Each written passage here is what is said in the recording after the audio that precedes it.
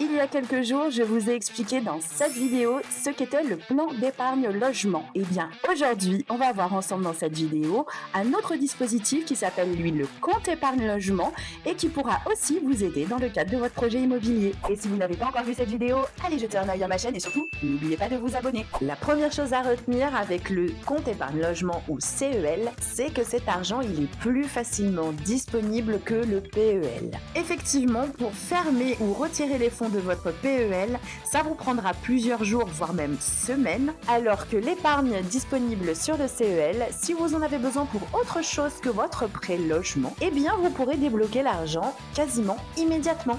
Le CEL, c'est un livret d'épargne réglementé. Pour ouvrir et conserver un CEL, il faut qu'il y ait minimum dessus 300 € et vous pourrez monter jusqu'à 15 300 € d'épargne. Comme pour le PEL, le CEL, lui, a aussi un taux de rémunération garanti et fixé à l'ouverture. Pour 2025, on est sur 1,5% de rémunération. L'avantage avec le CEL, c'est que vous pourrez bénéficier d'un prêt pour votre résidence principale ou encore pour effectuer des travaux jusqu'à 23 000 € et ce, à partir de 18 mois d'épargne seulement. Et comme pour le PEL, on pense à demander à son banquier si vous êtes éligible à la prime d'État qui peut aller quand même jusqu'à 1144 €. Autre avantage du CEL, c'est le taux d'emprunt. Effectivement, pour 2025 par exemple, on est autour des 2,5-3% à peu près. Comme vous l'aurez compris, le CEL, c'est une épargne qui va vous permettre d'avoir un prêt rapidement, alors que le PEL, c'est plutôt pour un projet qui va se construire sur le moyen long terme. Si vous avez déjà acheté votre bien immobilier et que vous avez quand même la possibilité d'épargner, je vous recommande quand même d'ouvrir un CEL pour pouvoir vous payer de futurs travaux. Pour conclure, ce qu'il faut retenir, c'est que vous pouvez cumuler les deux dispositifs d'épargne et obtenir un droit à prêt pouvant aller jusqu'à 92 000